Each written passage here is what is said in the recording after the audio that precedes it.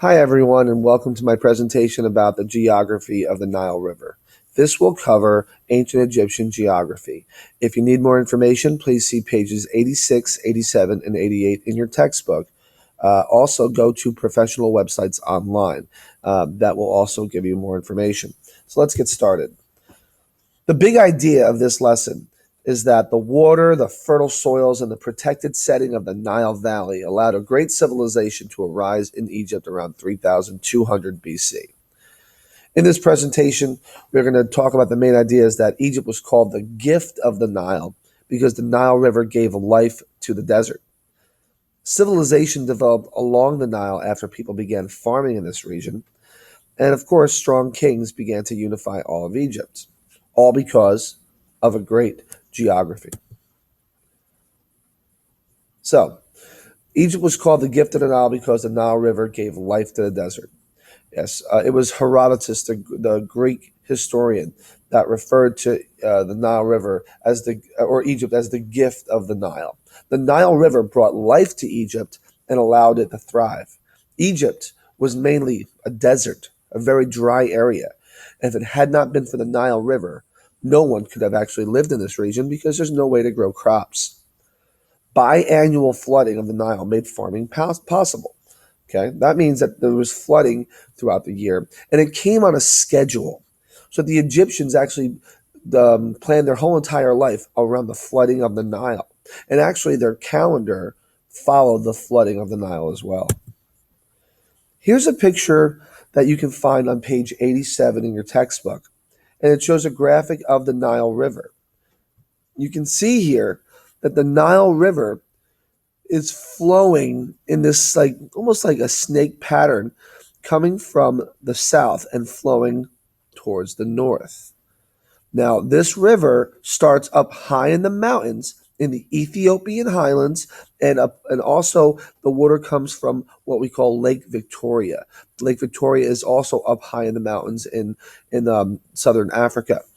As it comes down, it flows, and you'll see this green region here. That's the fertile soil, the fertile land that became, the land that became fertile because of the flooding of the Nile River and because it brought silt with it as well.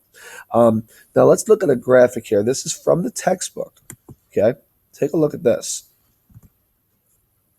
I'm going to click through this for you, and hopefully the volume will work. Ancient Egypt was called the gift of the Nile because the river was so important to life in the region. The Nile River is the longest in the world, flowing north from the equator to the Mediterranean Sea. All right, does everyone see that? You saw the flow. So it's flowing north. It's going in a northerly direction. So if I were to ask you the question, which direction does the Nile River flow? You would say north. The Nile's floodwaters deposited rich soil and created the fertile Nile Valley, the birthplace of Egyptian civilization. All right. You can see here, you can see desert on either side of the Nile River, but you see farmland and you see sailboats and you see life along this river in the midst of a desert. Reed and wooden boats carried merchants' goods along the river. They paddled north with the gently moving current. Let's climb on board and take a journey with them. All right, let's go. Our first stop is at Abu Simbel, where the pharaoh Ramses II built a temple, complete with four 66-foot statues of himself. Awesome. Pharaohs were considered to be living gods and built spectacular tombs and temples in honor of themselves. All right, pretty cool. So you can see here the tomb and temples of Ramses along the Nile River. Let's keep going. As we travel downstream, we come to the first cataract. A canal has been dug so that our boat can navigate around these rocky rapids and waterfalls. All right. Now, what is a cataract? A cataract is a strong rapid that's usually created by rocky ways in the river. All right. So you can see here they had to navigate through these cataracts. Let's keep going. The Nile is home to many kinds of fish and other wildlife. Ancient Egyptians fished and hunted birds. Some even speared the dangerous hippopotamuses and crocodiles that lived on the river.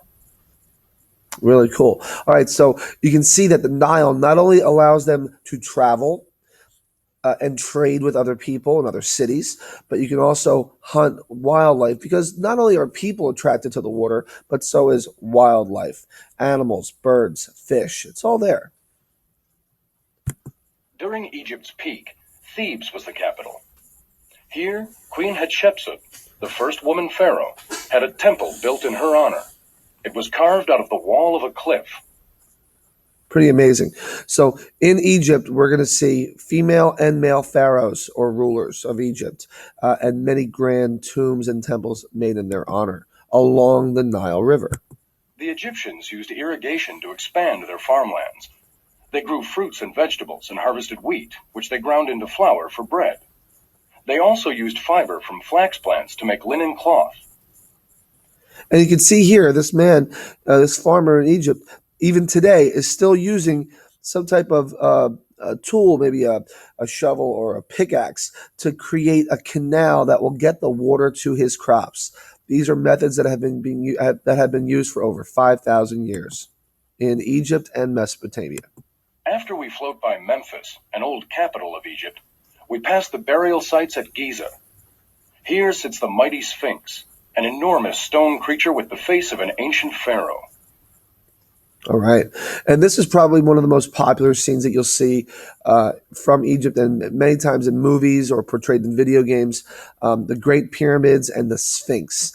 All right. And again, more of these huge monuments were built by pharaohs or were just created by pharaohs. But of course, the labor was mostly slave labor and freemen.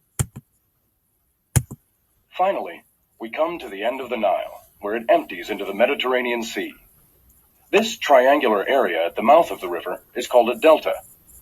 Had our journey covered the entire length of the Nile, we would have traveled 4,160 miles. It's amazing. This is a view from outer space of what the Nile River looks like. And you can see when you get to the end of the river, it fans out into this flat fan-shaped region. This is the most fertile area because most of the silt is being deposited here. And this is where you'll find most of your successful farms. But of course, there are farms and farmland all the way along the river. And you can see it empties into the Mediterranean Sea. And this is the Red Sea over here to the right. All right. Hopefully that was helpful there. Let's keep going. Let's get back to the presentation. Now, there are two parts of Egypt. There's an Upper Egypt. I'm sorry. This arrow represents the flow of the water. I apologize. So the river is starting in the south and flowing north. Now, this is important when we talk about the two sections of Egypt in ancient times. We have an Upper Egypt and we have a Lower Egypt. Now, I know what you're thinking. This looks wrong to you because why is Lower Egypt on top of Upper Egypt? Shouldn't it be the other way around? Well, no, not really.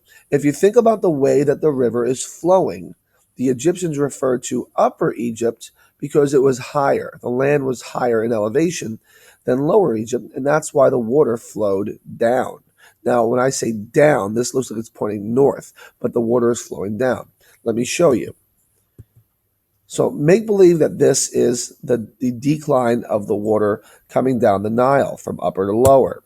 Here's Upper Egypt, and there's Lower Egypt. The water flows down, okay?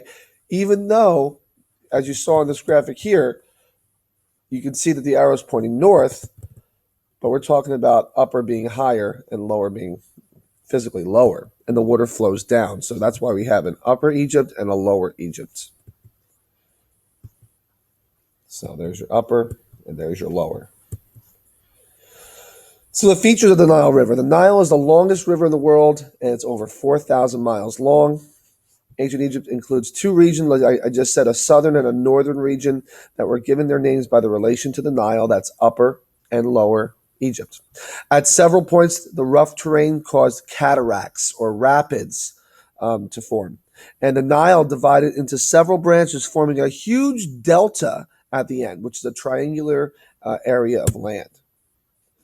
Very little rain fell in the Egyptian desert, but the Nile flooded every year on time, every year in the summer and fall. So from July to October, the rivers flooded. The Nile's flooding coated the land around with a rich silt that made the soil perfect for farming, much like what we saw in Mesopotamia. However, the big difference is in Egypt, the floods come more steady on a regular basis. They know exactly when it's going to come. In Mesopotamia, it was less predictable. Without the floods, though, people could never have farmed in Egypt and never could have ever created a civilization there. Now, the civilization that developed along the Nile after people began farming in this region. So, the civilization only developed because of the farming. We know this because agriculture leads to civilization. The Nile provided the water, the fertile soil, and the fish, and the traveling and the trade for the farming and for farming.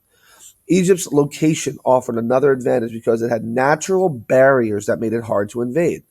Think about that. Even though you're thinking that a desert is a bad thing, but for the Egyptians, it was a good thing. It provided protection on the east and the west side, so people would probably not come and invade them because they would not be able to cut through the desert to get to them. So the desert provides protection. The cataracts in the river provide protection. So they have a lot of this protection, which allows them to grow as a civilization. The Nile was a very important means to transport soldiers and resources. So that was also another reason what allowed them to really thrive. Canals were built to carry water to fields of wheat, barley, fruits, and vegetables. And by the way, wheat and barley are their main crops. The Nile allowed farmers to raise animals such as cattle and sheep.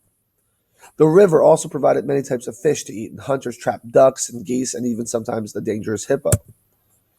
And natural barriers, like I said before, made Egypt hard to invade. Deserts in the west, the desert in the west was too big and harsh to cross.